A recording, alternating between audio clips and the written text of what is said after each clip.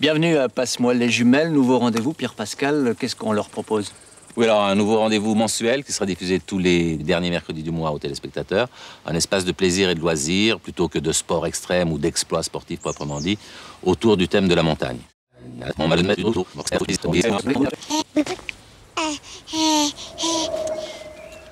Merci Benoît, salut. Salut, ça va? Ça va bien? 30 ans, bon sang. Eh, t'étais pas né, t'as tout juste. Hein. Ouais, j'avais 5 ans au début j'ai- de l'émission. J'ai de la peine à réaliser. Hein. On est de retour, sur place, au même endroit, le même décor. Ça fait un bail, hein? Ça fait un bail, ça fait plaisir aussi de revoir Pierre Pascal Rossi qui n'est plus de ce monde et puis Claude de Lieutra. On était trois hein, quand même à la naissance de cette émission. J'arrive pas à y croire, franchement, 30 ans. Hein. Moi, le seul jalon que j'ai, c'est que quand j'ai commencé Pages avec Pierre Pascal et Claude, ben, j'étais jeune père. Et puis 30 ans après, ben, je suis jeune grand-père. Donc 30 ans, c'est quand même une génération, mais ça passe vite, hein, une génération. Vous imaginiez à l'époque que ça puisse durer autant? Non. J'imagine que non. Non, on était gonflés à bloc parce qu'au début, on nous disait, vous allez faire tous les cantons romans. Après cette émission, vous aurez fini. Quoi. On nous disait, vous allez faire une année. Et puis nous, on était très, très gonflés. On s'est dit, non, on va faire en tout cas 2 ans, peut-être même 3. Mais 30, on n'y a jamais pensé, non. Mais en tout cas, vous étiez mal assis à l'époque. Je propose qu'on aille se mettre un peu plus à l'ombre et Avec plus plaisir. confort pour dérouler ce début d'émission avec toi.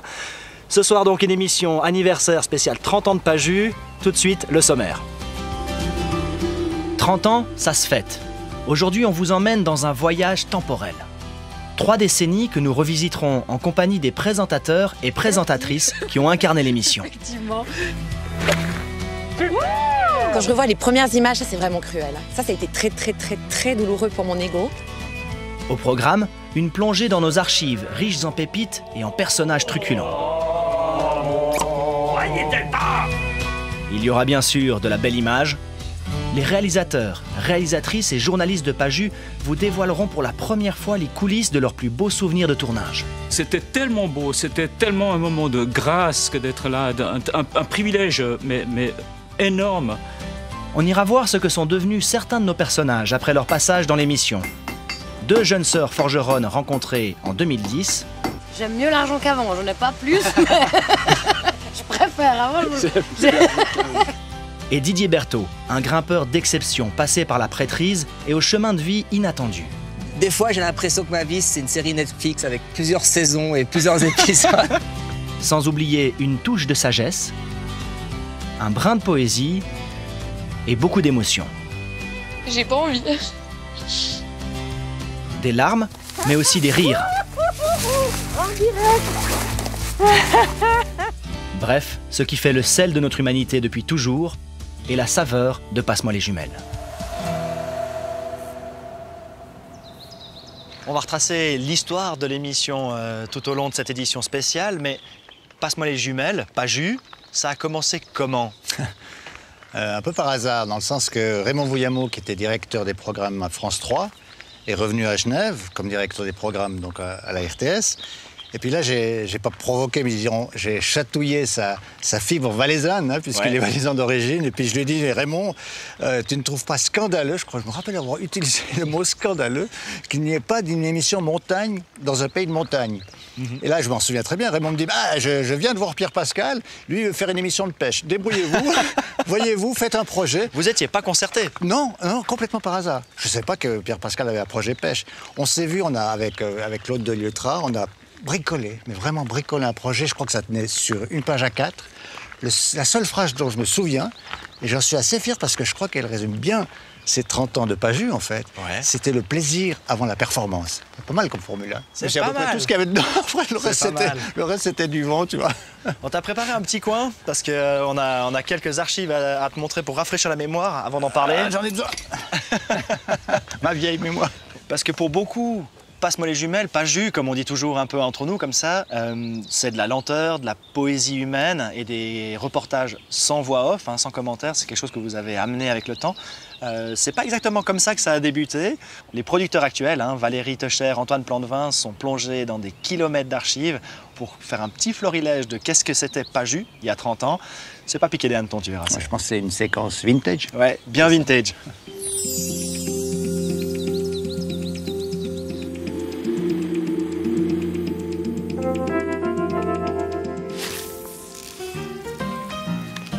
Pour beaucoup, Paju avant, c'était le monsieur à chapeau du téléjournal qui pêche un peu partout. Où est la bête? Et un aventurier légèrement hyperactif.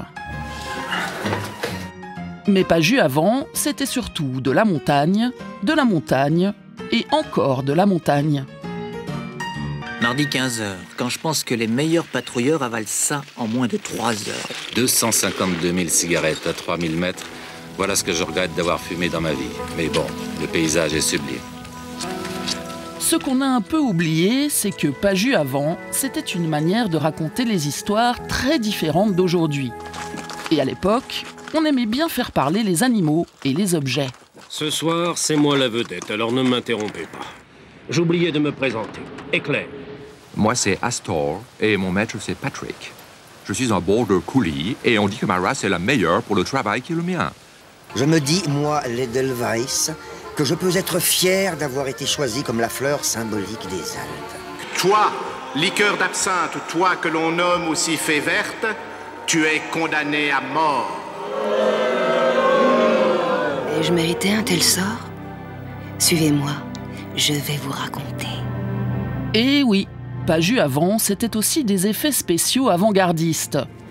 Comme dans ce reportage sur les cerfs-volants.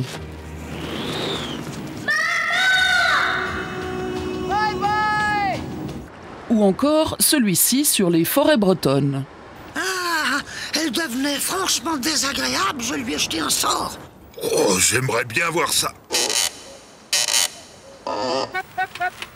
Et dans les années 90, on n'hésitait pas à conclure un reportage sur la laine de mouton. Ça, c'est Perce-Neige. Par un audacieux défilé de pull mohair en musique.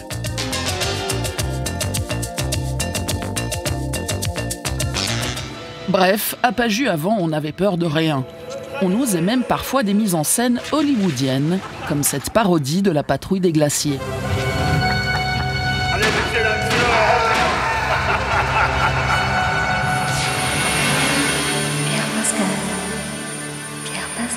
avec un jeu d'acteurs digne des plus grands. Pierre.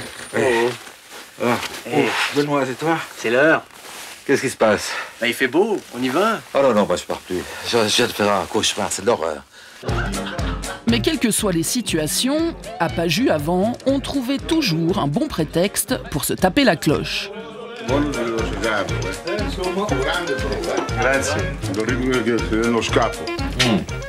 Excellent ce risotto pour mettre un point final à l'émission. Alors voilà les filets de carpe farcis à l'ancienne. Voici la poire rôtie à la confiture de vin rouge sur pain d'épices. Bonne continuation.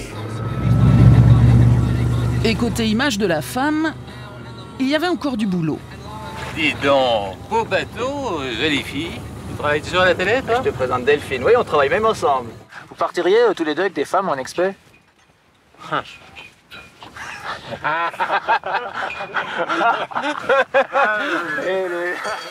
On sait que les bergers ont beaucoup de succès avec les femmes. Peut-être c'est le personnage aussi, c'est l'imaginaire aussi qui doit fonctionner chez elles, et puis elles ont besoin de rechercher peut-être l'odeur du mal, j'allais dire, l'approche du mal. Paju avant, c'était surtout, vous l'aurez compris, une toute autre époque, si proche et si lointaine déjà. Une époque où l'émission Nature était présentée en toute décontraction, clope au bec. Car Paju avant, c'était écolo, mais pas trop. Ah non, merde, Benoît! Ras-le-bol, t'es merde.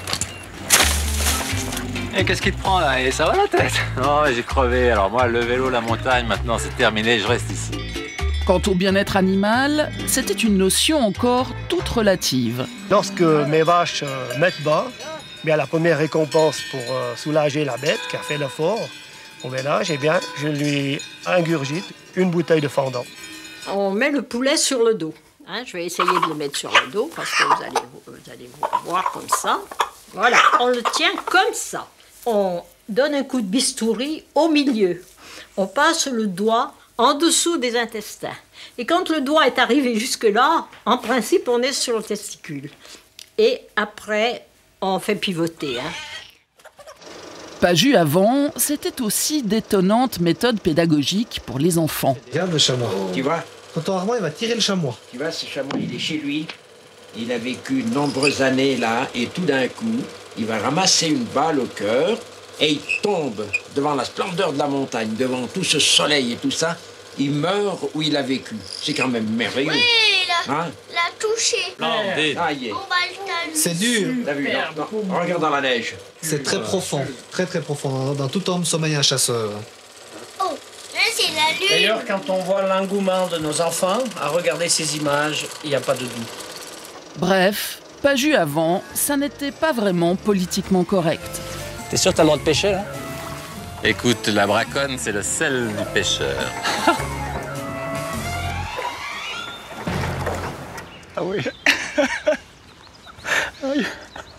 Ah, j'avais oublié. Hein. C'est quelque chose, hein? Ah non, mais on avait peur de rien. Bon, heureusement que le ridicule ne tue pas. C'est incroyable l'évolution qu'il y a eu. C'est vrai qu'on avait peur de rien. Il n'y avait pas de filtre. Hein. Et puis c'est bon, il y a aussi aucun filtre, non, zéro filtre. Hein. Il y avait même une femme fort dénudée dans la PVR. Il faut aussi dire que ça, c'était aussi le côté Claude de Liotra, hein, qui est le troisième fondateur de Paju, qui aimait bien faire de la fiction. Il y a un côté pas politiquement correct du tout aussi. On a certaines fois, on sent vraiment qu'on vivait pas la même époque, quoi. Eh ben, je dirais que le politiquement correct m'a toujours et m'agace toujours un petit peu, n'est-ce pas? Ouais. Donc à ce moment, ça fait longtemps qu'on lutte un peu là contre. Oui, bien sûr, il faut donner du relief aux choses. Et c'est clair que c'est le sel qui donne le relief aux choses. Ouais. Et puis c'est comme les eaux tièdes n'ont pas beaucoup d'intérêt. Hein. Ce sont les eaux chaudes ou les eaux froides qui nous intéressent, c'est clair. Les gens qu'on voit et qu'on va voir dans nos archives, mais par la suite, vous à l'époque, vous improvisiez, vous les trouviez à l'avant, vous repériez, ou ça se passait comment ces tournages-là au début? D'une manière générale, il y a eu beaucoup d'improvisation. Hein. On est parti dans cette émission, on avait juste une envie en fait. C'était l'époque d'Ushuaïa, sport extrême, etc. Nous, on s'est dit, on veut faire autre chose, on veut travailler sur la lenteur. Il ne faut pas confondre avec l'ennui du reste. Hein. La lenteur et l'ennui, c'est pas la même chose. Et donc, ça correspondait, je crois, à un besoin. Les gens, enfin, les téléspectateurs, nous, tout le monde, on a tous besoin. Et Dieu sait si la période est anxiogène. De temps en temps, à l'époque, c'était au début une fois par mois, d'avoir un bol d'air, d'oxygène, comme ça, un besoin de respirer un petit peu. Et le plus beau compliment qu'on recevait, mais presque après chaque émission, c'était « merci de nous faire rêver ». C'est un beau métier, non? Ouais, c'est clair. Faire rêver, c'est beau. Ça t'a ému aussi, hein, ces capsules? Ah ouais, toujours. Quand même, quand on voit ça... Là, je me dis aussi la chance que j'ai eue de rencontrer tous ces personnages, en fait. Parce que Paju, bien sûr, on nous a toujours dit ces belles images. Oui, il y a de belles images à Paju. Mais sans les personnages, il n'y a pas de Paju. L'émission tient pas, Mais c'est le matériel humain qui fait la richesse de l'émission. Et c'est pour ça que c'est toujours touchant. On a vu des paysages déjà, on a vu votre histoire dans l'émission, mais comme tu l'as dit, c'est surtout des personnages. On t'a préparé un petit florilège de ces personnages truculents qui composaient Paju il y a 30 ans. Je te propose de regarder la suite. On en discute tout de suite. D'accord. Quand c'est là le soir, je chante aux étoiles. Écoute ma voix, écoute la nuit. Une belle journée aux franches montagnes. Bon, Suisse, on a encore de la chance qu'on a l'armée pour nous habiller. Parce que les pantalons militaires, ça tient au chaud l'hiver, et puis l'été, ça tient au frais.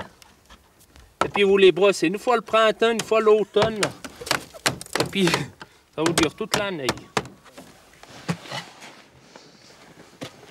T'as calculé le nombre de tonnes de pierres que t'as soulevées dans ta vie?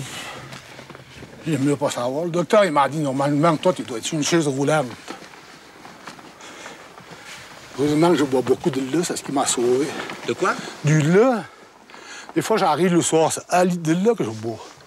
C'est pas du vin? Non, le lait, c'est ce qui m'a sauvé.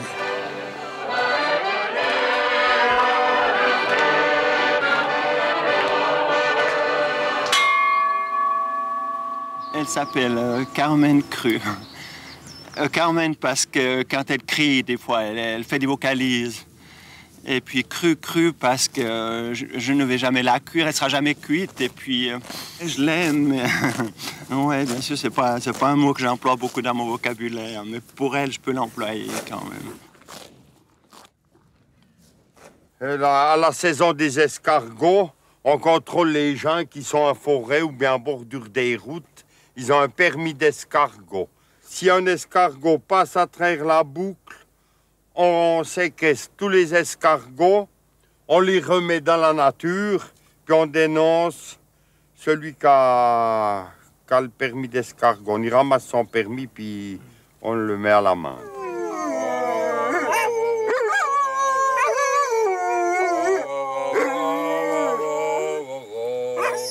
Alors, si la lune est jeune, il ne faut rien mettre, que des fleurs. Oh, l'écrevisse, il ne faut surtout pas rien mettre à l'écrevisse. Le scorpion, l'écrevisse, c'est très mauvais. Sur les carottes, si vous mettez sur l'écrevisse, il y a tous des petits ragouilles. Vous voyez ce que c'est qu'une écrevisse? Oui. Puis alors, je vous dis, ça n'est jamais eu un si beau jardin. Il n'a pas beaucoup plu, mais il pleuvait juste ce qu'il faut pour du soleil. Hein. C'est un alambic du grand-père. Et puis, ma foi, le grand-père m'a donné des secrets. Avec cet appareil-là, on arrive à faire des choses fantastiques. C'est comme mon petit Natel ici. C'est terriblement moderne, mais à condition de savoir s'en servir. Où que l'on soit, elle regarde la personne, mais elle me suit partout. Partout où je me déplace, elle a les yeux fixés sur moi. C'est une vraie Suissesse, je dirais. Elle se tient déjà un petit peu voûtée, un peu... Elle a rentré sa poitrine, enfin si elle en avait.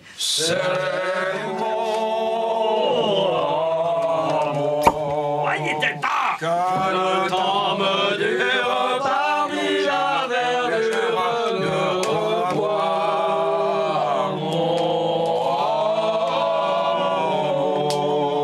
Virgule. Puis ça, c'est la Julie.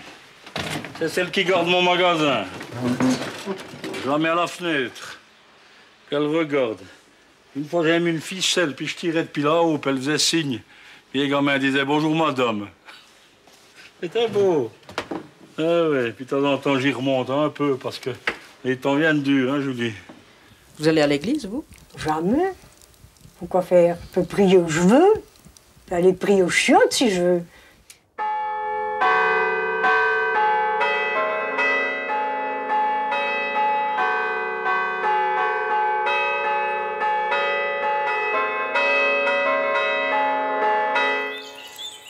Une mesure de gentiane. Elle tout rejoué. S'en fout, on a bien le temps. Chez Rodolphe, le coin charmant, Madame Hélène nous prépare les fricandeaux, nous l'on pétille dans les demi. Il y a des filles qui sont jolies. C'est fou comme on se fait des amis. Au refuge à Giacomini. Il y avait des tonnes de neige, je me rappelle, sur ce tournage. Et il y en a beaucoup qui sont plus de ce monde. Hein. Ouais, on peut imaginer. On peut les remercier. Je sais pas si, merci de nous avoir laissé ce soir. Ouais. Oui, c'est vrai que là, quand je revois tout ça, une bonne interview, c'est prendre le temps d'avoir la confiance des gens. À partir du moment où on a la confiance des gens se laissent aller et sont vraiment eux-mêmes. Erard Loretan nous avait dit, ça sert à rien d'aller le voir avec Père-Antoine Hirault, il parle pas. Et je dis, ben, on va essayer d'aller le voir. Ouais. On est allé le voir, on a fait un peu de montagne ensemble, puis tout d'un coup, Erard a oublié qu'on était une équipe de télé. Et puis il s'est mis à parler, et Erard, c'est quand même la seule personne qui est passée 5 fois dans Paju. La cinquième fois, on se serait bien passé, puisque c'était son décès. Ouais. Et c'était un personnage de Paju quand même. Tu arriverais à dire ou à savoir pour toi, en 10 ans, comment est-ce que l'émission a évolué entre 1993, les débuts, et les années 2000, 2003? Là, on sent que la technique a grandement évolué. Mais l'état d'esprit, non. L'état d'esprit reste le même, c'est-à-dire cultiver cette forme de lenteur, cette forme de proximité, cette forme d'aller vers les gens puis obtenir leur confiance, c'est-à-dire prendre du temps, parce qu'il faut prendre du temps. Hein, ben, tu le sais bien. Si tu ne prends pas du temps, tu n'auras jamais rien. On a laissé nos producteurs actuels donner leur regard sur cette évolution, parce que voilà, eux n'étaient pas là il y a 30 ans, et puis c'est très amusant de voir avec un peu de distance qu'est-ce qu'il en ressort. Je te propose de regarder, puis on va aller se balader un petit peu, se dégourdir les jambes pour en discuter après. Avec plaisir. Poser trafic. 2F à trafic? Ah non, c'est en anglais 2F, je crois. Avec la décennie qui s'écoule, Paju évolue, à l'image de ses deux présentateurs. On se fait cette balade? Non, avec ce temps, je préfère rester ici. Ça m'étonne pas de toi. Bon, moi j'y vais, on se retrouve à la frontière. Ok. Moi, je me fais un petit voyage intérieur. J'ouvre le feu comme une porte. Je bois le soleil comme l'eau et je veux vivre chaque jour de lumière, de ciel et de glace.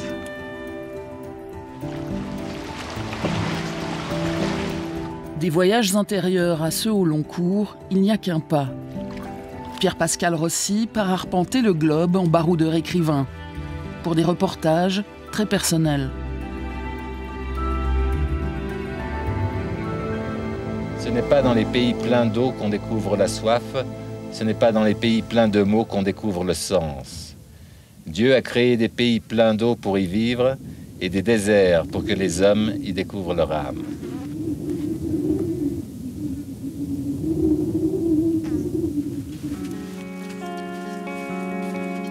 La quête de Benoît Hémon passe, elle, par les exploits sportifs, aux côtés des grands noms de la montagne et de l'aventure, comme Erhard Loretan. Ouais, ça tient pas mal. La montagne, c'est aussi savoir renoncer. On est un peu tout juste à 5000 mètres, il reste encore 200 ou 300 mètres, un peu plus pour aller au sommet. Puis la montagne laisse place à l'exploration de tous les éléments.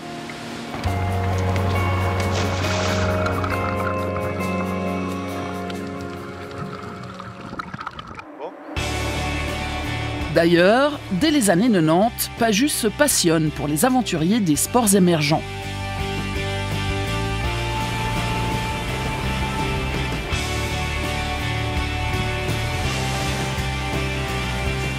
Je suis venue ici à Maui pour faire le windsurf et j'ai découvert le kitesurf. Maintenant, c'est kitesurf forever.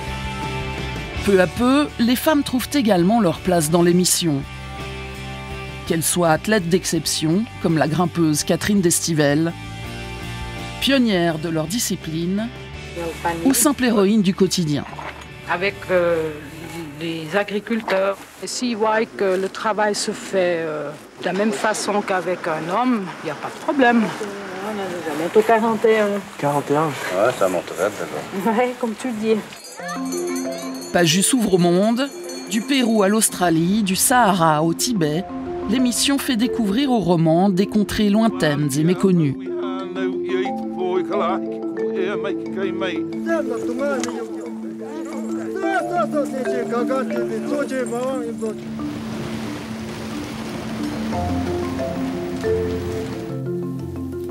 C'est bien de se rappeler aussi qu'on peut se détacher de cette civilisation et justement vivre un peu en dehors du temps.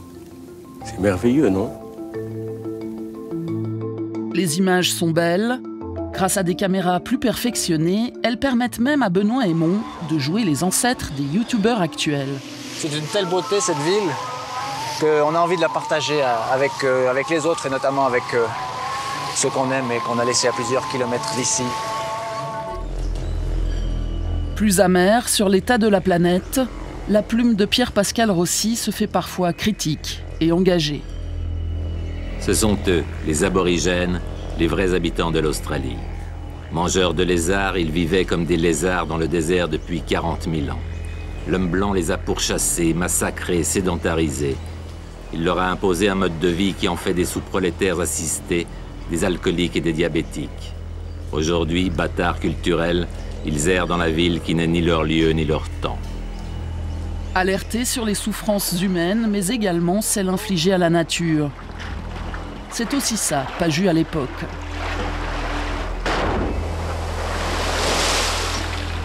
Voici ce qui reste d'un récif de corail dynamité à plusieurs reprises. Une sorte de champ de mine dans lequel on ne trouve plus aucune trace de vie sous-marine. Face à ce constat d'un monde qui change, et pas toujours en bien, Pajus donne la parole à ceux qui cherchent d'autres manières de vivre, de produire, de manger. Et nous sommes contents de pouvoir faire de la farine biologique maintenant. Le plus grand moulin à Zurich, le moulin du Coop, ils font 3000 sacs de 100 kilos par jour. Et moi, je fais 6 sacs par jour. C'est deux choses. Mais ma farine est meilleure que celui de la Donc je cultive en bio, c'est parce que ça correspond à ma conception. Et puis, bon, j'ai eu des critiques un peu partout, mais j'estime que c'est une voie dans la paysannerie, c'est une façon de cultiver, de faire en harmonie avec la création. Ce lien entre la nature et les êtres qui l'habitent deviendra le cœur battant de l'émission. Quand on regarde les montagnes au lever du jour, on sent qu'il y a quelque chose à l'intérieur. C'est très puissant, puis c'est retenu. C'est pour ça que, pour moi, la nature, c'est quelque chose de sacré.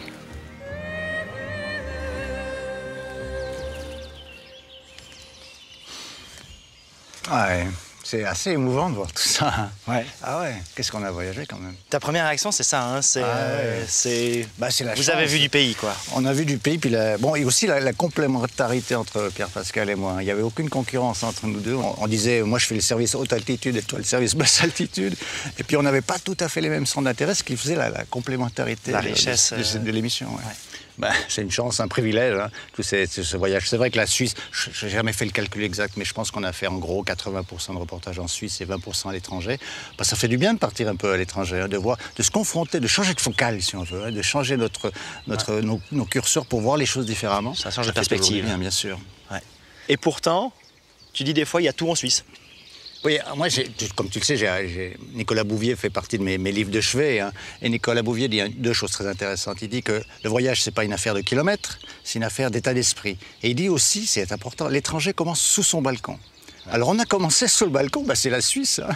Et puis ensuite, on a élargi un petit peu les perspectives, d'où l'intérêt de partir et de s'ouvrir un peu à l'étranger.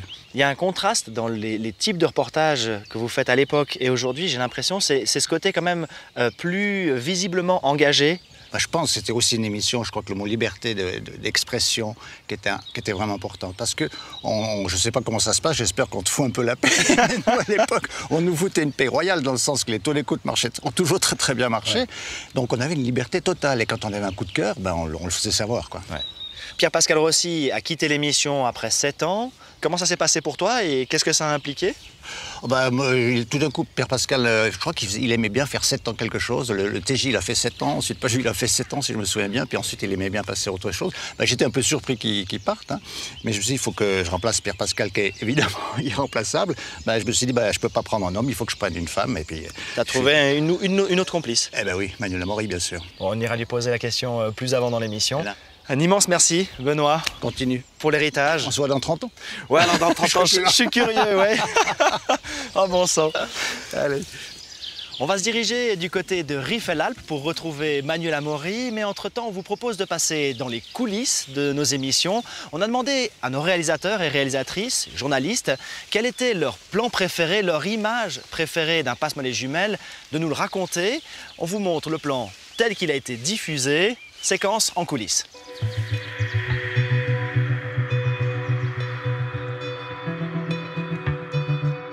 Dès que je réfléchis à qu'est-ce qui m'a le plus marqué dans cette carrière à Passe-moi les jumelles, il vient souvent ce plan-là.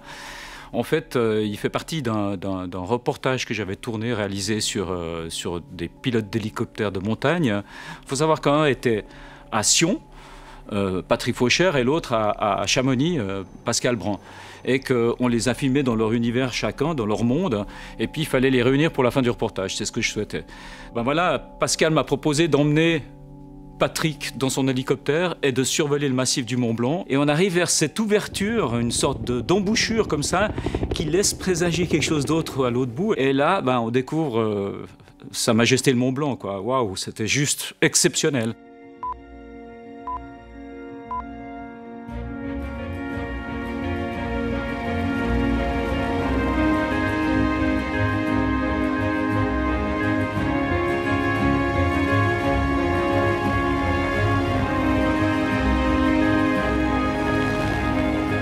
Ce plan, pour moi, il me marque beaucoup parce que c'était tellement beau, c'était tellement un moment de grâce que d'être là, un privilège, mais énorme, de pouvoir réunir ces deux pilotes ensemble, qui sont des pilotes d'exception, qu'il y ait une météo parfaite, que les gens soient là, que le caméraman soit prêt, où il y a le coucher de soleil, il reste 3 secondes. Hein. Et pour moi, je le redis, c'est un moment de grâce. Voilà. Un seul plan dans tout ça parce qu'il avait quelque chose, ce plan de totalement magique. C'est quelque chose qui arrive jamais dans une carrière de caméraman et de journaliste parce qu'il s'est avéré que c'était comme si ça avait été un plan tourné pour le cinéma. C'est-à-dire qu'il y a une sorte de feuille qui arrive sur les mains de ce couple qui est en train d'observer une œuvre de Jean Tinguely et ils sont tout en haut sur cette œuvre sur laquelle on peut monter, qui est un gros cyclope avec des miroirs partout. Et c'est magique parce que tout d'un coup, le caméraman, Patrick Mounoud, était sur les mains de ces deux et une feuille de chêne arrive comme ça et leur frôle la main.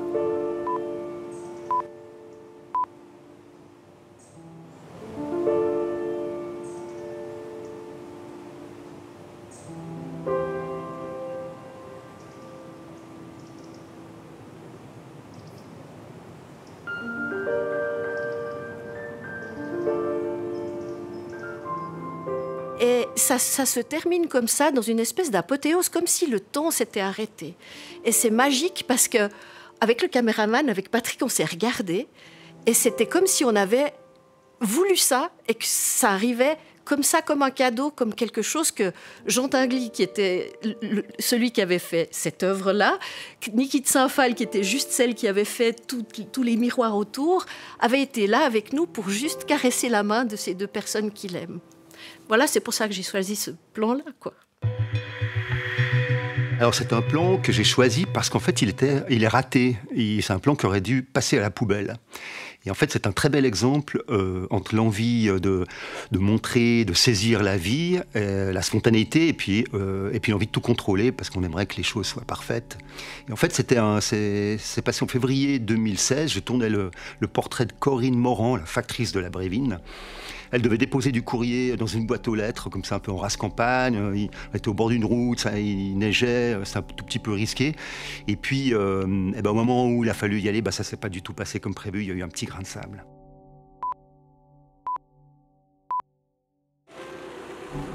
Tu sors de ta voiture, tu vois ta boîte aux lettres, tu peux lui dire bonjour, elle va pas te répondre. Donc.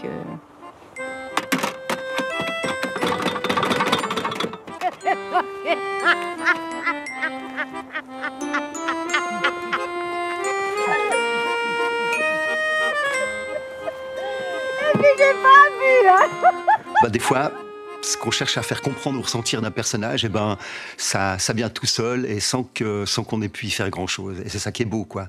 Alors ça demande un tout petit peu d'humilité, mais en même temps, ça amène beaucoup de plaisir parce qu'on se dit dans ces moments-là qu'on a réussi à saisir l'insaisissable.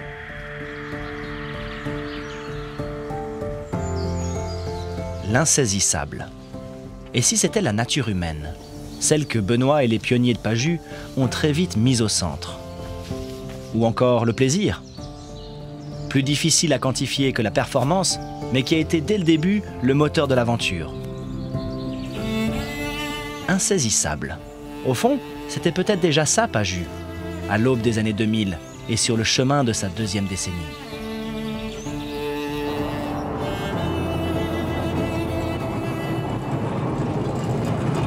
Benoît.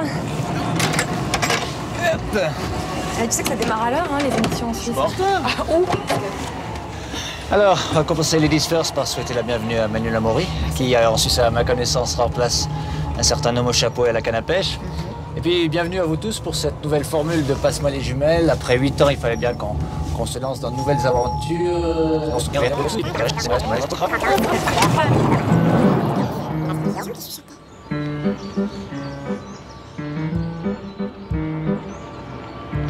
Ça me rappelle un truc. T'as déjà vécu ça? J'ai déjà vécu ça. C'est ça? C'est ça? Ouais. Ça rajeunit pas ces archives, mais quel souvenir, non? Mon Dieu. T'es arrivé dans l'émission dans Passe-moi les jumelles il y a 22 ans tout pile. Ça s'est passé comment pour toi? Alors moi je travaillais pour la radio suisse romande, je travaillais en matinale. Et puis je pense que Benoît a dû m'entendre en matinale. J'avais une chronique satirique. Et se dire, je prends cette voix à la télé. Je pense que c'était aussi le moment où quand même quitter Pierre Pascal, il fallait quelque chose de complètement différent. Déjà à l'époque on se disait c'est bien d'avoir une fille. T'avais de l'appréhension parce que tu débarques, t'as la trentaine, t'as jamais fait trop de télé, enfin un tout petit peu. J'en avais fait un peu avant. Ce qui est assez impressionnant, c'est que le dispositif il est beaucoup plus grand. On sent que c'est des équipes qui se connaissent tous, alors que moi j'étais là et je les observais. J'avais aussi, je me demandais si j'étais vraiment légitime, hein, si j'avais suffisamment d'expérience. Oui, je pense que j'étais très impressionnée. En plus, j'arrivais dans un palace, hein, à 2222 mètres. Oui, on va voir un petit rappel d'archives, histoire de se rafraîchir la mémoire, et puis on se retrouve juste au-dessus du resort. Ça marche. Je me rappelle que j'avais touché toutes les télécommandes dans la chambre.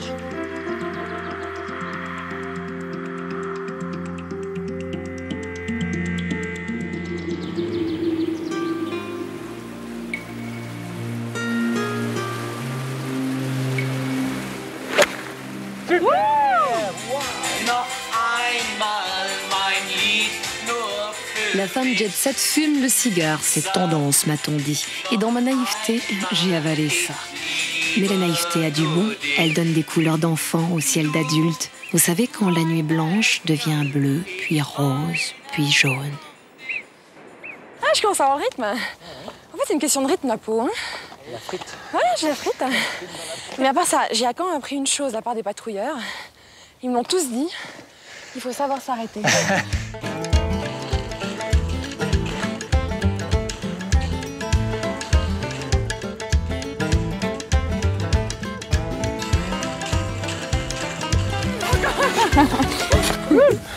C'est une super bonne idée, hein, cette patinoire. C'est génial.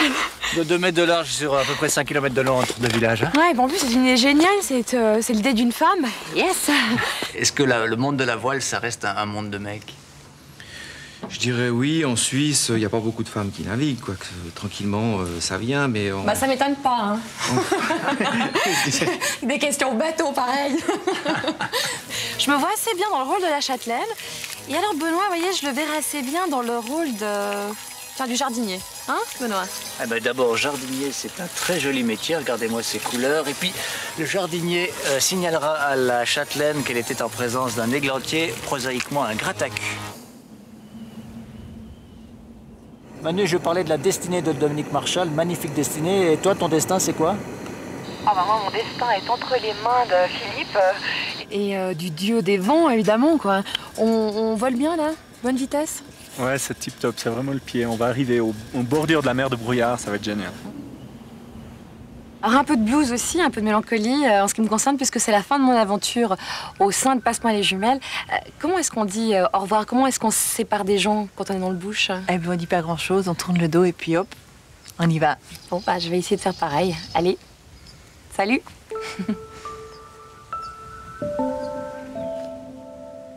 Oh, ce petit mouvement lent, hein?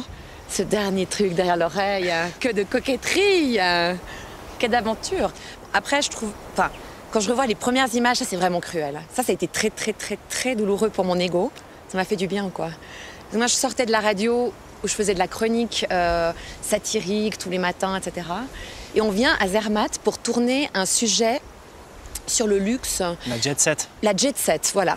Donc du coup, ils ont décidé de m'utiliser comme une espèce de... Jet setteuse, ils ont fait de toi une jet setteuse ouais, non, mais d'émission. C'est pathétique. Je me rappelle que quand c'est passé, j'avais honte. Je voulais même pas regarder l'émission, quoi. Ouais. Mais bon, j'étais dans un bain à bulles, j'ai pris l'hélicoptère. Enfin, j'ai toujours dit ça à Benoît, hein, qui est vraiment un ami, mais je disais, j'avais des fois l'impression d'être un géranium, quoi. Je faisais le pot de fleurs, là, qui devait sourire ou qui devait valoriser quelque chose, ou je sais pas. Et c'était dur de trouver un ton, c'était dur de trouver ça... Ouais, c'est pas simple, hein, de la présentation à deux. T'as présenté pendant 3 ans avec Benoît, oui. Et puis après, t'es resté dans l'émission, mais plus devant la caméra, et pour faire du reportage. C'est la direction que prenait aussi globalement l'émission à cette époque-là, je crois. À cette période-là, ça change gentiment, on vire vers plus du portrait pur. Ouais, je dirais qu'on est moins dans des thématiques, on est plus à la recherche d'humains. Il y en avait déjà avant, hein, des gueules, des gens assez puissants, des originaux. Par contre, effectivement, on rentre plus dans peut-être quelque chose d'un peu plus intimiste. Est-ce qu'il y a une particularité dans le portrait dans Passe-moi les jumelles que tu vois, ou est-ce que c'est un espace privilégié pour ça, selon toi? Bon, oui, alors très clairement, c'est un espace privilégié parce que, je veux dire, si on réfléchit bien, à qui on donne encore du temps pour rencontrer les humains? Parce que ce qui change tout, c'est le temps de la préparation. C'est pour ça que les gens nous font confiance. La plupart du temps, ces gens, ils n'ont pas spécialement envie de faire de la télévision. Ouais. On est aux antipodes du selfie et de la gloire des réseaux. On va dégoter des gens qu'on doit convaincre. C'est vraiment pas anodin pour certaines personnes d'accepter d'ouvrir la porte. Et on sait qu'on a une incidence sur leur existence. Hein. Ouais. Alors on va justement aller voir du côté des Clés. À côté de Valorbe, on a été voir que sont devenus une famille de forgerons et forgeronnes. Génial. On fait un petit détour par Valorbe et puis on se retrouve ici pour parler des femmes dans Passe-moi les jumelles aussi, parce qu'on était bien placé pour en parler. Ça marche. Vendu.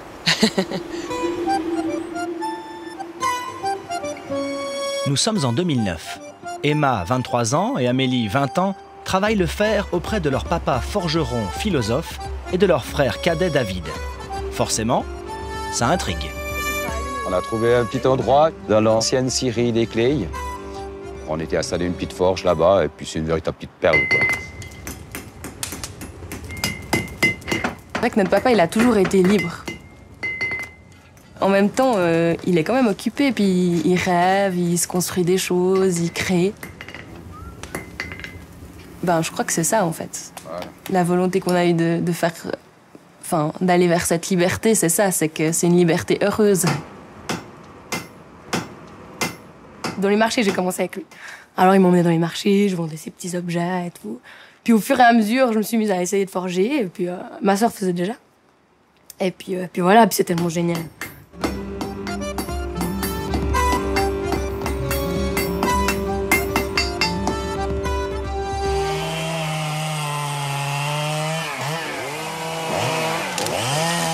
Mon papa, c'est un homme très très philosophique. C'est vraiment pas évident à comprendre, à comprendre ce qu'il fait, à comprendre ce qu'il dit. Enfin, ce qu'il dit, oui, mais il y a toujours un sens un peu caché que tu parles.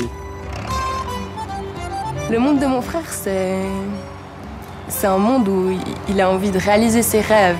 Il va au bois, puis il a envie d'avoir un tracteur, tous ces trucs, puis il envisage ça comme un jeu, toujours. Alors c'est toujours très joli de le voir travailler, parce qu'il est...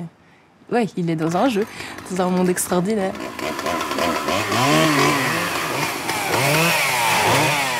J'aime bien l'image de deux filles qui font de la forge. C'est absolument pas...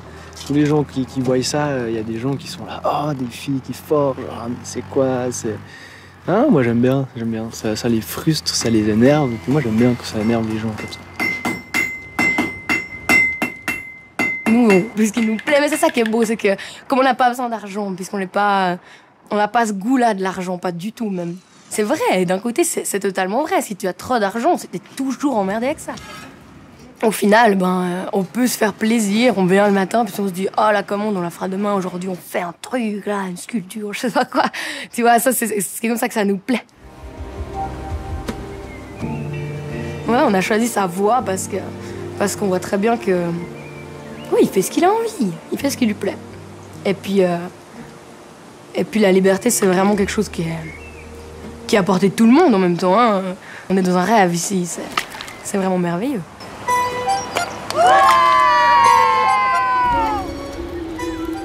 13 ans après la diffusion du reportage, la braise de la forge ne s'est pas éteinte, ni la passion qui animait les deux sœurs.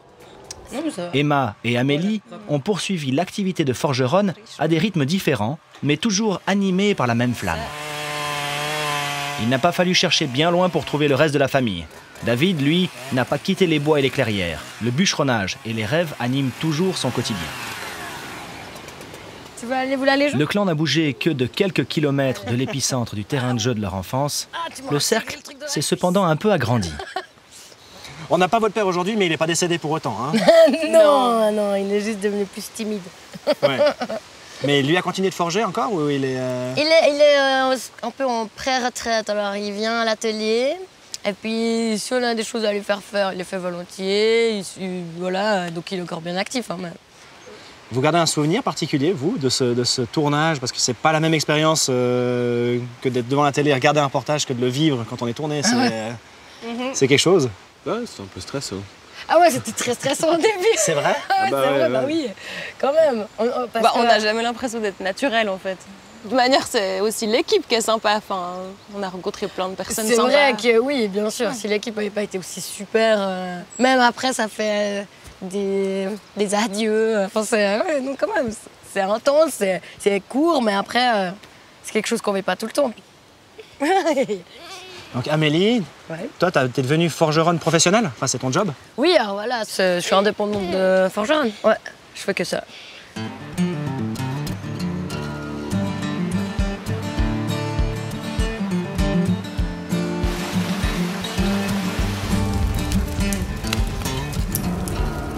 Depuis cette année, on a un peu élargi l'offre et puis on a des initiations, des cours de forge.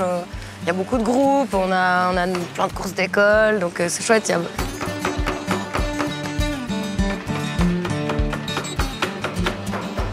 Aussi du contact, il y a de la transmission, ça reste beaucoup les gens, la forge. Et il y a beaucoup de travail, donc c'est chouette.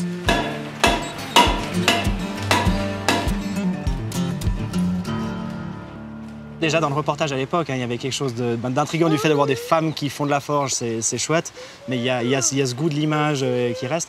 Toi, tu as continué à en faire, mais différemment, tu disais? Ouais, moi j'ai arrêté un long moment pour être avec mes enfants. Mais genre, je venais toujours faire quelques trucs, mais...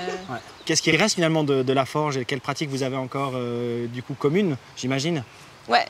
Bah, bon, de toute manière, on se croise, on n'a pas des projets forcément communs tout le temps. Oui, on a plein d'idées tout le temps de faire. Ouais, alors on a plein d'idées. Alors, ok, ça nous occupe d'avoir des idées.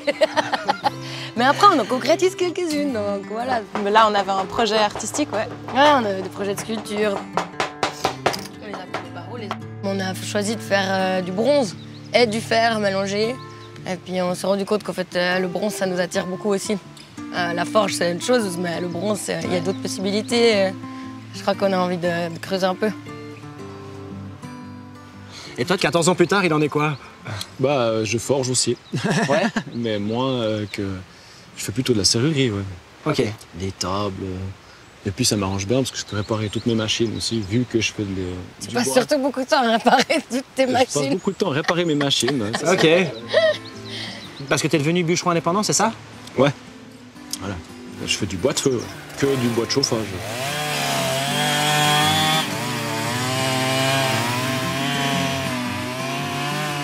J'ai acheté un bout de forêt pour pouvoir faire un système de futaie jardinée, ça s'appelle.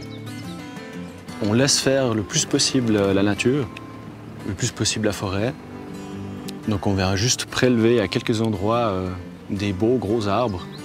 Et puis on sème jamais, on plante jamais. Et puis comme ça, c'est comme ça que la forêt est le plus résiliente en fait. Oui, vous avez toujours eu ce mode de vie, enfin déjà on voyait avec votre père, hein, un mode de vie assez simple finalement, de ne pas avoir besoin de plus que ce qu'il faut pour vivre. Vous avez l'impression d'avoir continué ça ou qui vous avait apporté ça? Ouais, alors je dirais, maintenant je trouve que c'est plus... J'aime mieux l'argent qu'avant, j'en ai pas plus, mais je préfère. Avant, je me disais, oh, mais ça sert à rien. Non, en fait, c'est quand même un peu utile. Ouais. Alors ça, c'est peut-être la différence. Bon, on grandit, on a des enfants, puis voilà, on n'a pas besoin de plus que ça. C'est un chouette challenge, de toute manière. Enfin, ouais, puis c'est assez naturel, je pense. Effectivement, on a été éduqués comme ça aussi. Il y a des fois, que t'as pas trop de travail, tu gagnes moins, puis c'est tout. Ouais, il y a des petites montées de stress à la fin. Par contre, voilà, quand t'as envie de baigner parce qu'il fait trop chaud, comme bientôt, hein, tu peux y aller, t'es pas obligé de rester à l'usine, et puis voilà. Ouais. Et puis ça, c'est quand même cool. Ouais. Merci de m'avoir accueilli ici, et puis bon vent à vous. Peut-être qu'on vous recroise, ou qu'on croise vos enfants dans 10 ans dans un passe-moi les jumelles. Si vous leur apprenez à forger, on reviendra. Merci à toi. Merci à toi.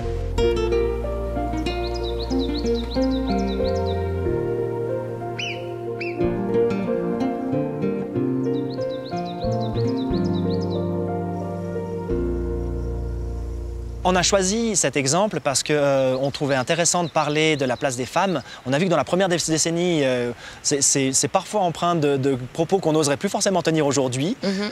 Trouver une place pour les femmes à Passe-moi les jumelles, et peut-être de manière plus générale à la télévision, c'est pas toujours évident. Passe-moi les jumelles, c'est pas différent du reste du monde. Je veux dire, on a ce problème dans la représentation à tous les niveaux. Mais les années de Benoît et Père Pascal, je pense que c'était essentiellement des caméras humaines. Ouais. Donc je pense que tout ça a forcément une influence, une manière de voyager, une manière de regarder le monde. Ensuite, nous, on a eu plusieurs caméras women. Je pense que maintenant, il y en a plein. Oui, on a déjà pour la première fois une femme dans la production de l'émission depuis quelques années. Ouais. Je pense qu'effectivement, ça rend attentif à d'autres choses. Ouais. C'est aussi lié à la confiance des femmes, à ce sentiment d'être illégitime presque tout le temps. Elles vont toujours envoyer leur fils ou leur mari à leur place, alors qu'elles ont quelque chose à dire. Ceci dit, dans Passe-moi les jumelles, on a eu des femmes extrêmement puissantes. Et il a fallu vraiment les convaincre. C'était des femmes... Alors, j'ai trouvé que c'était plus facile de convaincre les hommes que les femmes. Ouais. Mais pas seulement parce qu'elles n'avaient pas confiance en elles, parce qu'elles trouvaient inutile de se mettre en avant à ce stade-là. Vraiment inutile. Les producteurs de l'émission actuelle ont concocté un montage des meilleures pensées ou de celles qui les ont marquées philosophiques. Et on a pensé que tu serais la bonne personne pour en parler. Alors je te propose de jeter un œil aux résultats. On en discute tout de suite.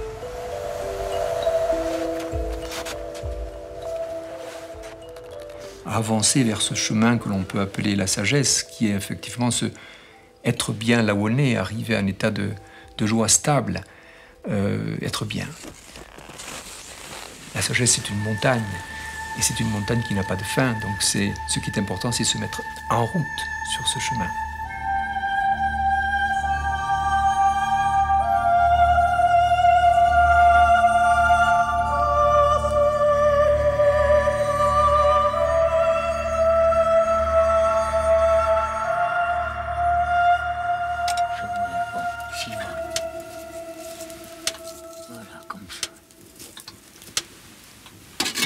Il faut prendre notre bonheur dans les simples petites choses de la vie, dans les petites choses. Il ne faut pas chercher des grandes choses sur la terre. On est tout heureux, tout simplement, en vivant simplement. Et puis, pas faire du tort aux gens.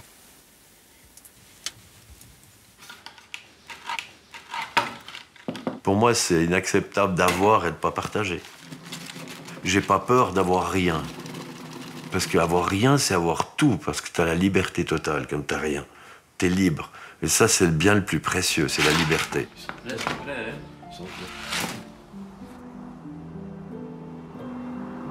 Il y a certains philosophes de l'Inde qui ont dit une jolie phrase. On devient ce qu'on pense. Ben exactement, c'est ce que j'ai fait. Je pense que je suis capable, donc je le suis. Quand on pense toujours qu'on est un ver de terre, on le devient à la fin. On tient au fond le destin dans sa propre main.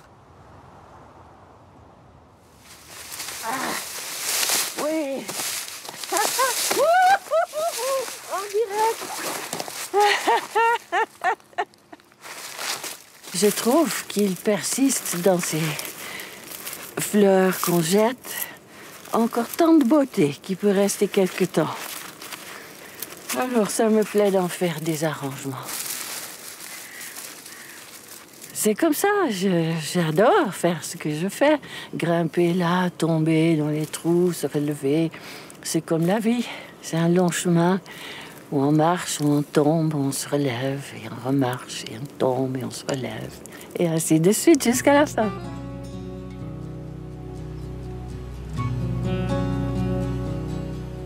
La nature, elle nous amène une correspondance avec ce que nous sommes profondément. Et peut-être qu'en la regardant, eh bien, ça m'apaise et ça me permet d'être heureuse malgré tous les problèmes de la vie.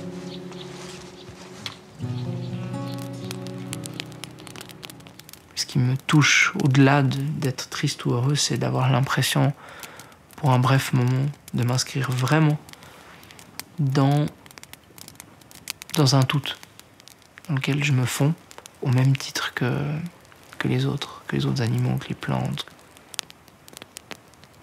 C'est peut-être le plus gros mensonge de notre monde moderne, c'est de croire qu'on peut s'extraire de la nature.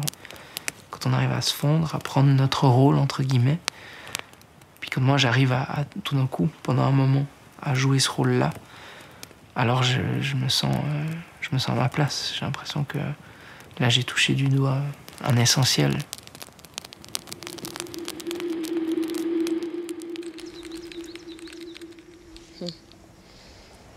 Ouais. Il y a des perles, hein? Ah oui, il y a des perles. Ouais, je pense que vous pourriez en faire des séries. Hein. Il y a une forme de philosophie, tu en as fait beaucoup de ces portraits. Tu as l'impression qu'il y a quelque chose qu'on retrouve ou qui se tisse? Moi je pense que de tous mes personnages, ce qu'ils ont en commun, c'est une présence au monde. C'est-à-dire qu'ils sont vraiment présents à tout. Ils sentent l'air, ils sentent le vent, ils sentent le temps, ils sont là, voilà. Et je trouve que leur compagnie, elle fait vraiment du bien. C'est pour ça qu'à un moment donné, on a envie presque d'arrêter pour le faire pour nous, pour avoir leur vie. Hein.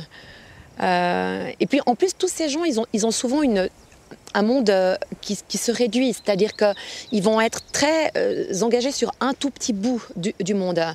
Nous, nos métiers, c'est de toucher à tout le temps. Et moi, je les ai enviés durant toutes ces années. Hein. C'est un peu ce que tu fais maintenant. Oui, alors c'est exactement, c'est ce que j'essaye.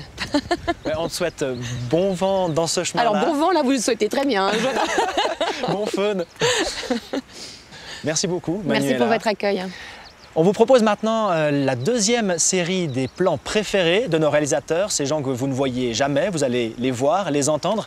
On vous retrouve juste après ça pour la suite de cette émission.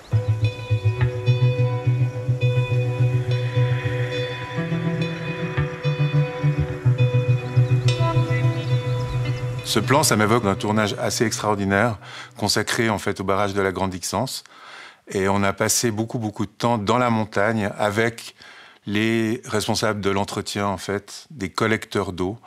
Donc il faut imaginer que il y a à peu près une centaine de kilomètres de galeries creusées à la fin des années 50 par des mineurs dans la montagne, de Zermatt jusqu'au lac d'Hélice. Et donc nous, on a eu la chance en fait, de passer plusieurs jours là-haut, dans ces tunnels, dans l'obscurité, coupés complètement du monde. Et un jour même, on est parti de Arolla pour aller jusqu'à Zermatt en 45 minutes, en passant sous les montagnes avec parfois plus de 1000 mètres de roches au-dessus de la tête. Alors c'est pas facile de choisir le plus beau plan, mais celui-ci, voilà, je l'ai choisi parce que je trouve qu'il a quelque chose de surréaliste quand même.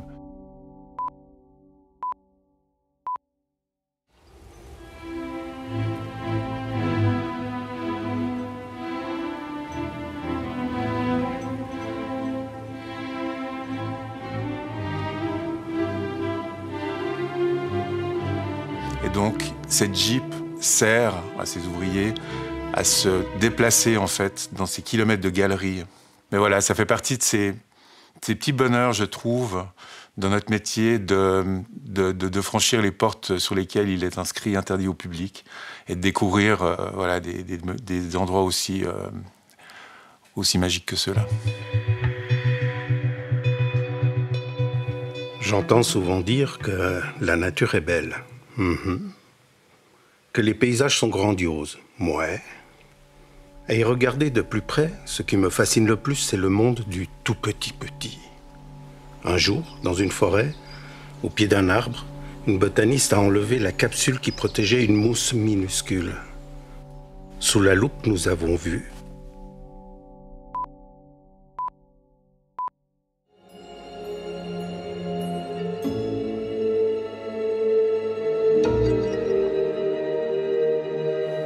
Je me demande toujours quel bruit a pu émettre cette chose. Vu sa gueule, peut-être un truc du genre...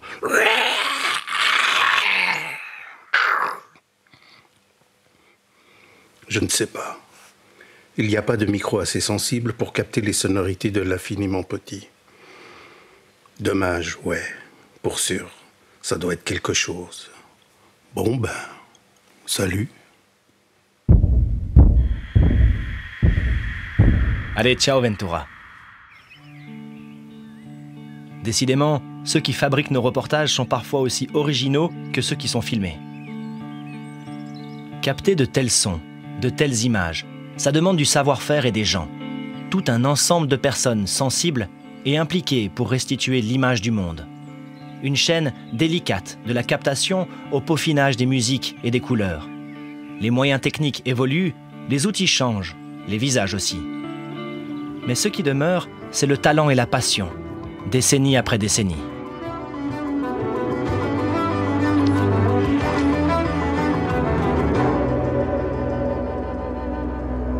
Bonsoir à tous et bienvenue dans cette nouvelle émission de Passe-moi les jumelles. On démarre aujourd'hui une nouvelle saison avec quelques petits bouleversements, à commencer par un changement de tête. C'est désormais moi qui aurai le plaisir de présenter l'émission, alors que Benoît Hémon, lui, va continuer de faire du reportage et d'assumer la coproduction. La balade qu'on vous propose démarre du lac Noir au petit matin, moment de la journée où le soleil semble tout juste caresser l'eau. 4h30 à parcourir, 700 mètres de dénivelé pour atteindre le point le plus haut de notre itinéraire avant de redescendre vers la Val-Sainte. Une balade sans grande difficulté à parcourir en famille. Salut Virginie. Et salut Mathieu. Merci d'être venu jusqu'à nous. Ouais. C'était ta formule d'accueil des gens dans les chalets. Ça fait un petit bail que tu n'es pas revenu depuis ici, je crois, une douzaine d'années. On est vraiment obligé de le rappeler parce que 12 ans, ça me paraît quand même à des années-lumière. Ouais, ça fait un petit bail. Hein. Et ça ne me rajeunit pas. Mais ça fait 12 ans, effectivement. On fait un bout de chemin ensemble? Avec plaisir. Et dans l'émission, t'es arrivé comment, toi? Alors c'est un petit peu un hasard, mais c'est vrai que ça tombait pile poil à une période où Paju envisageait des changements. Ouais. On changeait d'heure de diffusion, de rythme. On passait de 9 émissions à 18. Okay. Et puis en fait... ils ont décidé que ce serait peut-être le temps aussi de changer le visage et donc de passer de Benoît à moi. Et puis effectivement, j'ai fait des essais et ça s'est bien passé. Et puis finalement, je me dis que ça devait être comme ça et que c'est finalement pas étonnant parce que Pour moi, c'était juste un doux mélange et l'équilibre idéal entre mon métier de journaliste et là de présentatrice et puis ce que j'aime faire dans la vraie vie, c'est-à-dire cheminer, être dehors. Ouais, ça collait vraiment juste. Ouais. Il y a un alpage au-dessus que tu connais bien, je crois. J'ai de jolis souvenirs là-haut. Ouais, on s'était arrêté manger dans une ferme d'alpage. Et après là-haut, il y a surtout des fermes absolument magnifiques et avec des pâturages très soignés. Je crois que ça vaut le coup d'œil. Donc on se trouve un petit coin pour s'asseoir et puis on va faire un petit retour sur les années Virginie, la succession après Benoît. Et puis on se retrouve là-haut pour discuter ensuite.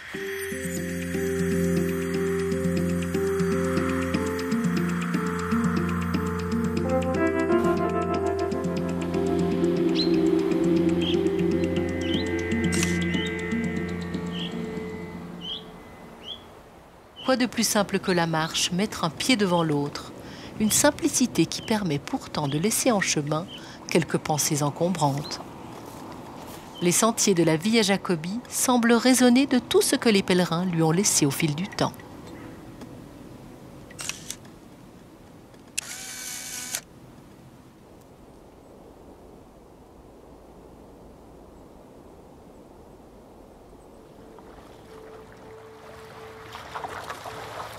Bon c'est le baptême du canoë cette fois-ci avec ces vagues. On la savouille. Ça fait quand même mal au bras cette plaisanterie, franchement.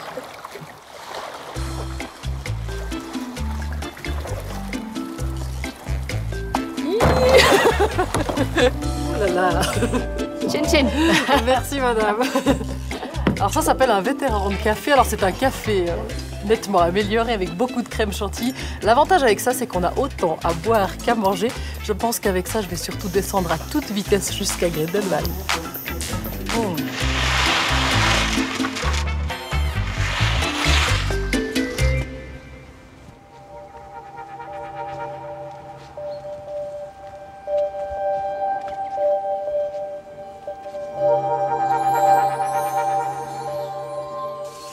On passe vraiment par là.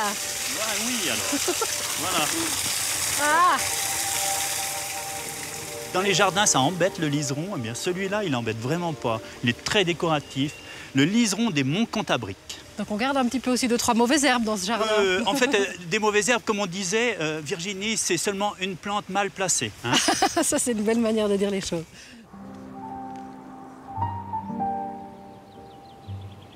Joseph Gorgoni, bonsoir. Bonsoir. Merci d'avoir fait le chemin jusqu'à nous. C'était pas facile. C'était pas facile, vous avez sué carrément.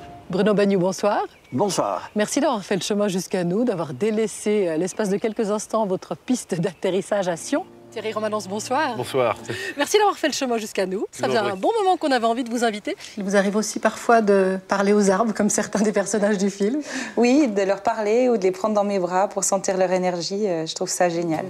De ce jour de tristesse, souvenez-vous toujours. Soyez belle jeunesse, fidèle à vos amours. La vie est bien cruelle quand elle touche à nos cœurs. S'en est allée la belle et son amant trompeur. La vie parfois cruelle, souvenez-vous toujours. Restez belle jeunesse, fidèle à vos amours. Comme porté par le Mistral, qui se dit Mistrao en provençal, le mal-aimé, j'arrive enfin à la mer. Les pages de mon carnet de route défilent, la nostalgie me guette. C'est la fin d'une histoire.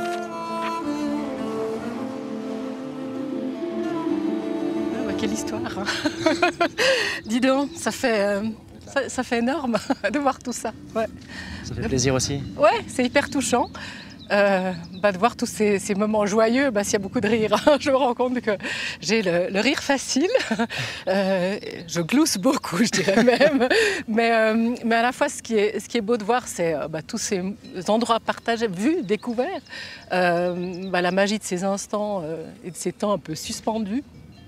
Et puis le plaisir d'avoir cheminé comme ça à travers tous ces endroits, de ces pâturages ici pour ma première, jusqu'à la fin sur un plateau pour les 25 ans de Pajus. J'ai l'impression qu'à travers ces 7 ans et demi, d'avoir vécu tellement de choses, tellement de moments, avec mes équipes, avec les gens rencontrés, avec mon fidèle compagnon de route, Thibaut Calvacher, que j'ai vraiment envie de nommer ce soir, parce que on a cheminé ensemble pendant 7 ans et demi. Ouais. Et en tout cas, c'est un très beau cadeau que vous me faites là. Ouais. On te sent ému. Hein. Ouais, je peux dire. Ouais. Tu dis, tu as le rire facile. Ouais. Ça, c'est un des changements aussi que tu amènes dans l'émission, parce que tu arrives après 18 ans de présentation de Benoît, il fallait prendre la place, et chapeau pour l'avoir fait. Comment le public a réagi ? Comme j'ai envie de le dire toujours, j'ai été dans les pas de Benoît. J'ai cheminé comme lui, on a fait des sentiers à découvrir. Donc là, je pense que ça a été une transition tout en douceur. J'étais dans un registre encore assez calme. On me voyait marcher, déambuler avec des phrases très poétiques, dans une nature juste toujours magnifique. Et du moment qu'on est passé à d'autres registres, effectivement, notamment dans les jardins, où j'ai été amenée à rencontrer des gens. Puis après, en recevant des gens dans ces différentes cabanes, là, je crois qu'il y a un peu plus de mon naturel qui est sorti. Puis effectivement, j'ai le rire facile, c'est sûr. Ouais. Dans le contenu, tu as l'impression que l'émission, elle s'est assise ou qu'elle a évolué d'une certaine manière dans la manière de faire les reportages ? Moi, je pense qu'il y a toujours quelque chose qui est là. On reste quand même sur cette notion de poésie. Et c'est drôle parce que j'ai lu tout récemment une citation de Milan Kundera qui parlait effectivement, il disait qu'il semblait qu'il y avait une zone spécifique qu'on pouvait appeler la mémoire poétique, qui finalement nous permet d'enregistrer ce qui nous a ému, ce qui nous a charmé, et puis aussi ce qui donne finalement à notre vie sa beauté. Et moi, je pense que c'est cette petite phrase, cette petite citation, je trouve qu'elle colle vraiment parfaitement à ce qu'on essaye de faire dans cette émission. Ouais. Ouais. Alimenter la mémoire poétique et aller voir la mémoire poétique des gens. Ouais. On va aller faire un petit tour en Valais à la rencontre de Didier Berthaud. C'est quelqu'un que tu as connu, c'était ton premier reportage à Passe-moi les jumelles. Oui. On avait envie pour les 30 ans de voir quelques-uns de ces personnages emblématiques ou qui ont marqué les décennies. On a choisi Didier Berthaud pour cette décennie-là parce que c'est un grimpeur d'exception qui est rentré dans les ordres. Je te propose de découvrir un petit peu ce qu'il est devenu. Je sais que tu as gardé contact. Ça marche. Alors tout de suite. Didier Berthaud est loin d'être un inconnu à Pajus. Sa première apparition date de 2003, lors d'une série sur la formation d'aspirants guides. Didier a 22 ans. Il ne poursuivra pas dans le métier, mais laisse déjà entrevoir ses qualités de grimpeur d'exception. Pourquoi tout ça en fait? Ouais, mais tu sais, s'il n'avait pas passé autant de temps dans la glace que dans le rocher, on verrait assez vite la différence. Mon avenir, c'est un gros point d'interrogation. Ah ouais? Je pense que ça va s'enchaîner, que ce soit dans ce métier ou dans un autre. Ouais. Comme ça s'est enchaîné jusqu'à présent, puis où c'est que ça va mener, ça je sais pas. Ouais, 22 ans pour le pouvoir. Ouais, je pense. Ouais. 2 ans plus tard, les caméras de Pajus retrouvent Didier lors de l'ascension du clocher du Portalet en escalade libre avec Simon Antamatten. Là, sur les traces de 2 pionniers de l'escalade, Didier confirme son exceptionnel talent dans les fissures.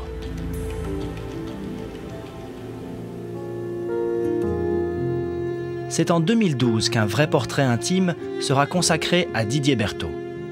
À ce moment, il a cessé de grimper pour se consacrer à une nouvelle voie, celle du Seigneur.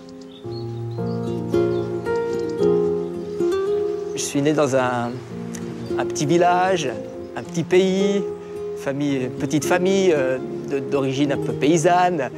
Et c'est vrai que ça m'a un peu imprégné. Puis moi, quand j'étais petit, on m'appelait souvent le petit Berthaud. Puis quand j'y repense, c'est peut-être ça aussi qui m'a permis de... Parce que quand on reste petit, on reste émerveillé, on reste ouvert aux autres, on n'écrase pas trop les autres. Je me rappelle, vers 13-14 ans, donc j'ai commencé à grimper par ici, mais jamais j'aurais imaginé une seconde soit grimper aux États-Unis, soit ouvrir des nouvelles voies, ou soit encore faire des premières ascensions. C'est sûr que tout ça, je le portais en germe, et puis c'est sûr que... Mais jamais j'aurais pensé que le Seigneur allait me permettre de vivre toutes ces merveilleuses ascensions que j'ai faites.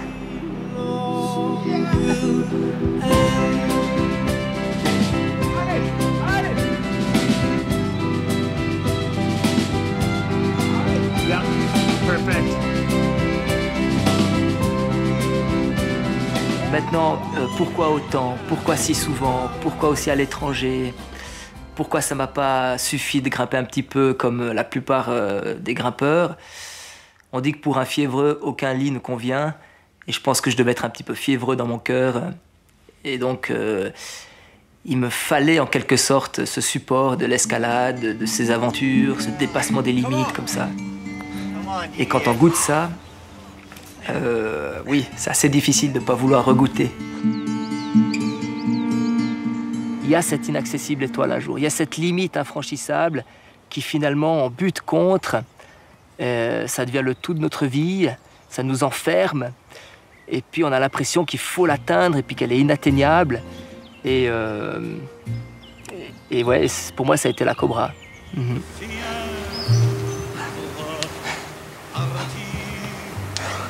Cobra, c'est toute une histoire parce qu'elle était très peu connue, cette fissure.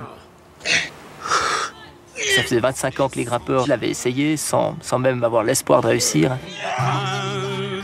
L'inaccessible étoile.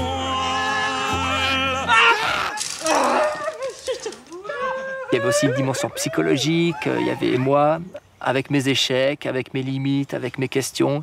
Puis c'est vrai que cette voie, finalement, elle est emblématique de cette transition que j'ai vécue, peut-être. Il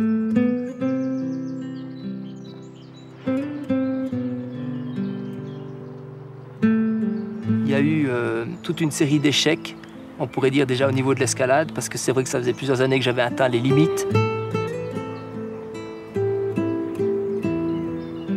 Et puis aussi, j'ai eu un événement comme ça, très douloureux avec une femme, et qui m'a fait vraiment réfléchir, qui m'a fait atterrir les deux pieds sur terre. J'ai vécu comme un sursaut qui m'a fait choisir le Christ d'une manière plus profonde qu'avant. C'est vraiment toujours le Didier d'avant, mais c'est sûr que c'est le Didier qui a été invité par Dieu à, je dirais, découvrir la vie, non plus très individualiste avec ses projets et tout ça, mais vraiment d'essayer de rentrer dans une vie communautaire.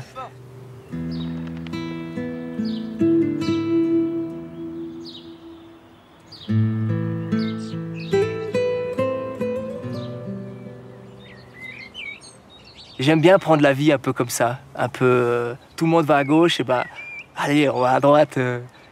Ouais, jouer, ouais. Le bon trou.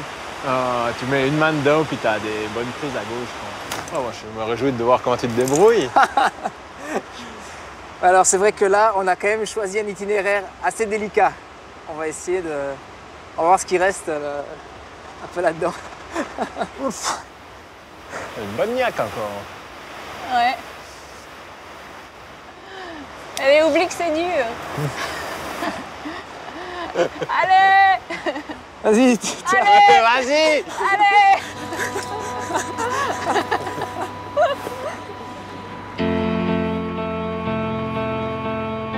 J'ai dit oui au Christ. J'ai dit oui au Christ, c'est une folie d'avoir dit oui au Christ. Mais je l'ai dit aussi rationnellement. Il y a une sorte de joie à avoir osé ce saut dans la foi pour aller où ça je sais pas. Quel chemin, comment, ça je sais pas, mais tout lâcher pour le suivre. Ouais, il y a quelque chose de l'ordre de la folie, ouais.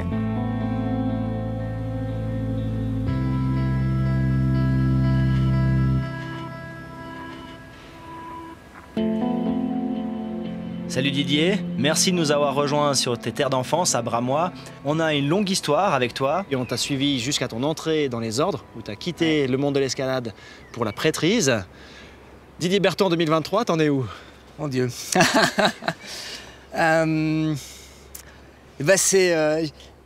Des fois, j'ai l'impression que ma vie, c'est une série Netflix avec plusieurs saisons et plusieurs épisodes. Ouais, c'est assez particulier. Donc, je suis... par rapport à la prêtrise et puis mon entrée dans les ordres, j'ai quitté cette communauté en 2019. Ouais.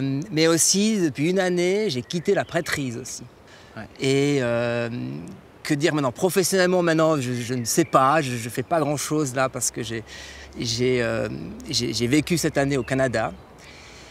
Quand je faisais de l'escalade dans un peu mes années de jeunesse, là, j'ai eu une copine au Canada, c'était en 2005, qui est tombée enceinte en 2006. Et ça avait été pour moi et pour elle aussi une sorte de tremblement de terre. Je m'étais tourné vers Dieu, elle s'est tournée vers d'autres sources. Et puis, m'étant tourné vers Dieu, j'avais vécu une expérience incroyable, un peu mystique, un peu difficile à décrire. Alors c'est sûr que j'avais une petite amie qui était enceinte, donc c'était incompatible avec l'idéal, en tout cas catholique, du jeune passionné du Christ qui veut devenir prêtre, parce que pour les catholiques, le prêtre ne se marie pas. Donc oui, j'avais un enfant, c'est quelque chose que j'ai jamais gardé caché, mais c'est sûr que je ne disais pas à tout le monde et c'était un peu tabou. Et quand j'ai quitté la communauté, ensuite la prêtrise, en 2019, la communauté, j'avais qu'une envie, c'était de revisiter mon histoire et notamment le fait d'avoir laissé en plan une femme enceinte. Et j'ai vu mon enfant pour la première fois, elle avait 15 ans.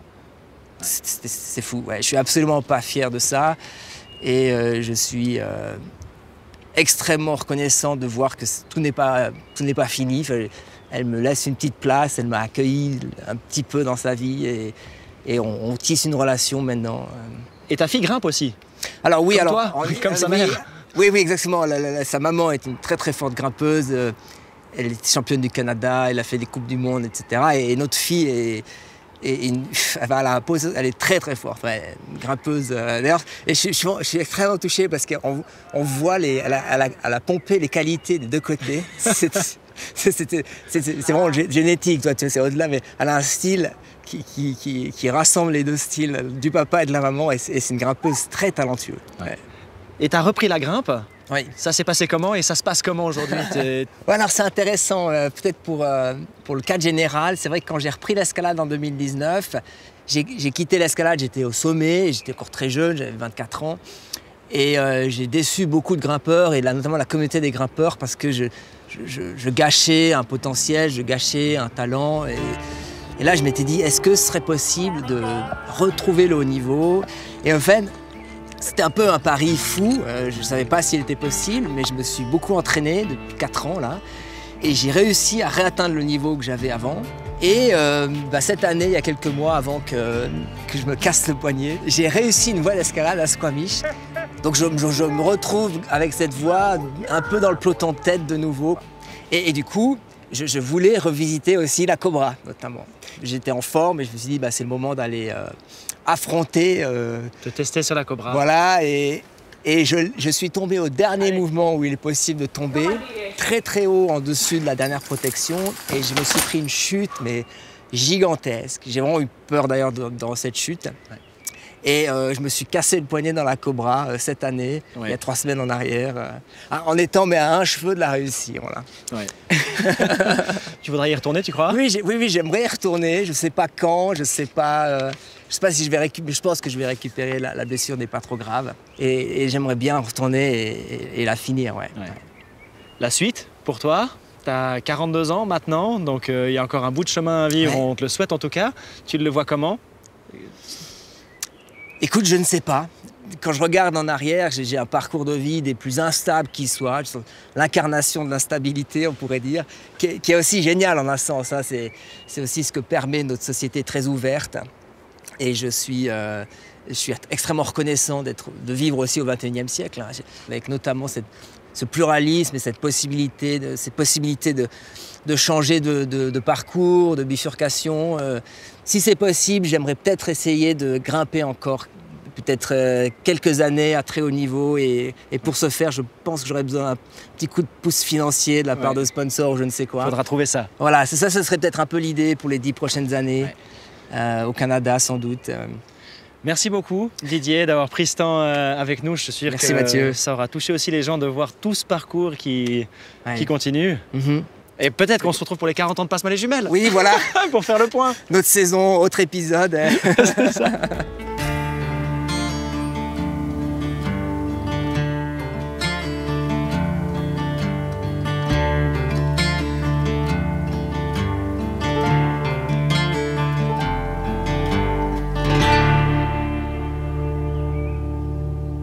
Ouais, Didier, dans le plâtre, après avoir de nouveau tenté Cobra, c'est fortement symbolique.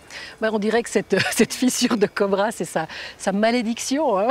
Mais j'espère que non. J'espère que ça lui permettra effectivement maintenant de renouer avec une vie que moi je trouve personnellement plus équilibrée et plus harmonieuse. Il est revenu, il est retourné à la grimpe et puis visiblement il fait de nouveau des prouesses. Quoi. Ouais, il est de nouveau à un niveau exceptionnel. Et il est surtout transformé. À nouveau, ouais. On présente ces portraits au public, mais les gens qui les fabriquent, toi et tous les réalisateurs, journalistes, réalisatrices qui font ça, on est marqués par ces personnages-là aussi. Ça, c'est quelque chose, j'ai l'impression, d'assez particulier à Pajut, parce que dans tous nos échanges avec nos personnages, ils se livrent beaucoup, ils nous racontent beaucoup de leur vie, des anecdotes. Des fois, il y a des émotions qui viennent, souvent. Des fois, on est même les premières personnes à qui ils osent parler de quelque chose. Donc ça, je pense que c'est quelque chose de très particulier. Moi, finalement, j'oublie qu'on fait de la télévision quand je suis avec eux. J'oublie qu'on travaille. On est ensemble, on partage un moment, on discute, on échange et on apprend à se connaître. Ouais, tu disais, hein, c'est tout un travail d'être présent auprès des gens pour faire oublier finalement qu'on les filme et qu'on fait de la télévision. Alors des fois, ça marche tellement bien qu'il y a une émotion quasiment pure qui jaillit comme ça devant la caméra. Antoine Plantevin et Valérie Techer ont envie de nous faire revivre quelques-unes de ces émotions. On commence par un homme qui a fabriqué durant toute sa vie un bateau et on le retrouve au moment où son bateau va enfin toucher l'eau. On regarde ça.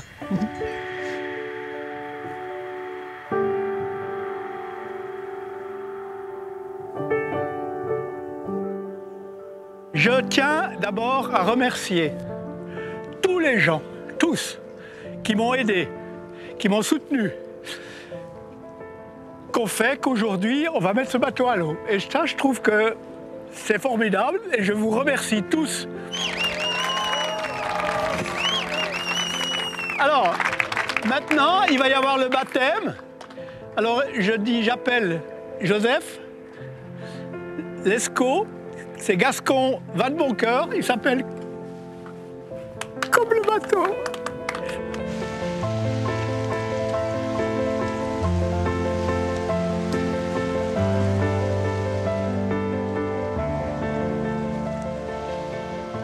Celle-là, elle est belle. Ouais, ma foi. Marie-Hélène, elle m'a aidé dès le début. Puis elle a cru en moi. Donc quand elle croit, elle aide. Marie-Hélène, elle m'a aidé à acheter le terrain. Mais la plus grande aide, c'est pas les billets. C'est me dire, oui, c'est bien, fonce. Elle est devenue, pour moi, ma maman de cœur. En fait, Marie-Hélène, elle m'a donné une clé. Dans ma vie. Que je pouvais faire confiance à une maman.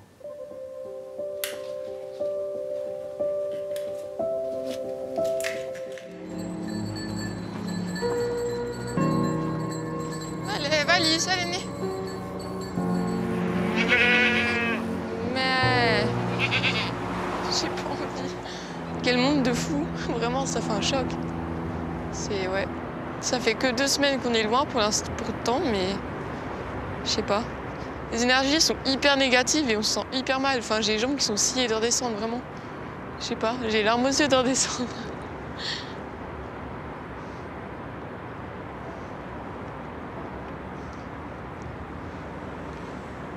Et puis quand je vois les gens en train de travailler en bas et tout ça et faire leur train-train quotidien, je sais pas, mais on n'est pas fait pour ça, quoi. Enfin,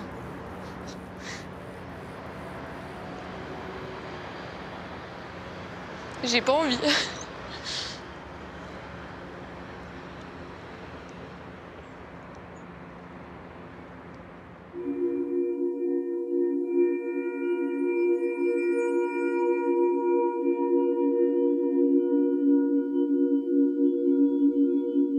Vincent, il capte un regard.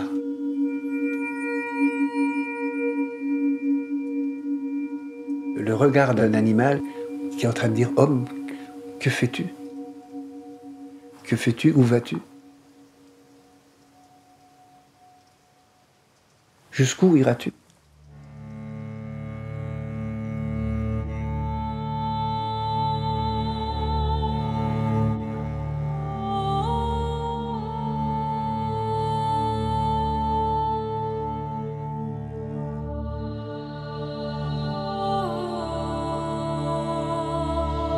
Ma mère m'a montré une citation que je trouve très belle. Le monde ne mourra pas par manque de merveilles, mais uniquement par manque d'émerveillement. Pour un éternel émerveillé, je trouve ça très beau et c'est tellement vrai.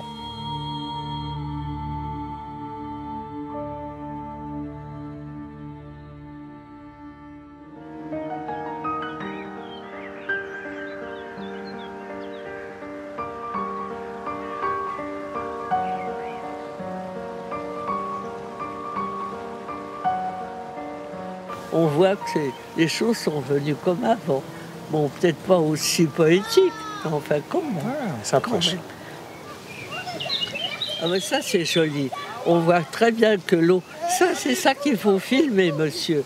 Il faut filmer les enfants en train d'être dans l'eau. Voilà, ça c'est bien. Jamais avant vous n'auriez eu ça, parce qu'il y avait eau polluée, danger. C'est délicieux. Oh, je te remercie de me faire cette chose avant que je m'en aille complètement. Je trouve ça formidable. Oh, c'est gentil. C'est gentil. Vous êtes ému, hein? C'est gentil. Ah oui.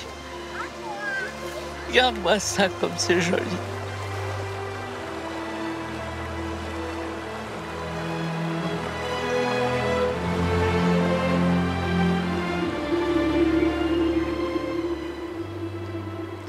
Ouais, bah c'est comme je disais, c'est plus que de la télé, non? Quand on voit ça, ces moments-là, ouais. Il n'y a pas de secret, quoi. Pour ça, il faut du temps.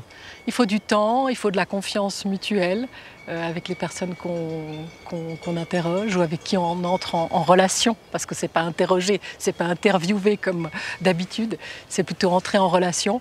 Et c'est avec le temps qu'on arrive à ces petits moments, ces temps suspendus qui font finalement la magie de cette émission. Ouais. Et pourvu que ça dure.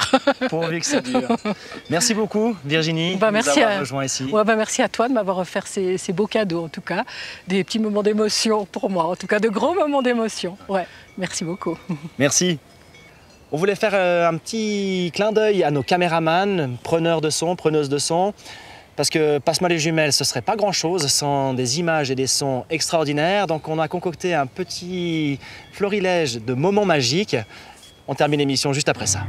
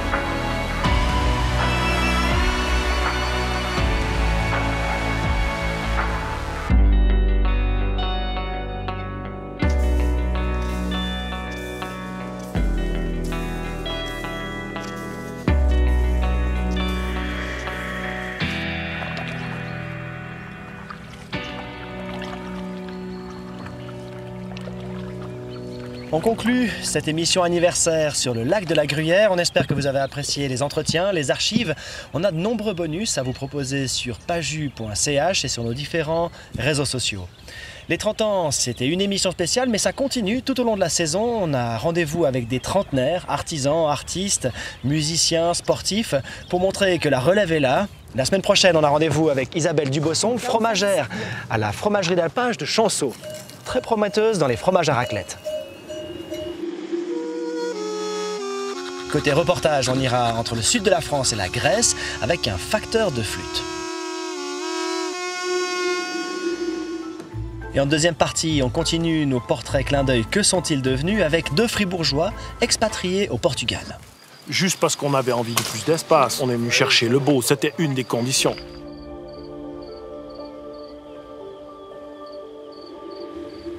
Au nom de l'entier de la production et de la rédaction de Passe-moi les jumelles, on vous souhaite un très bon week-end. À la semaine prochaine.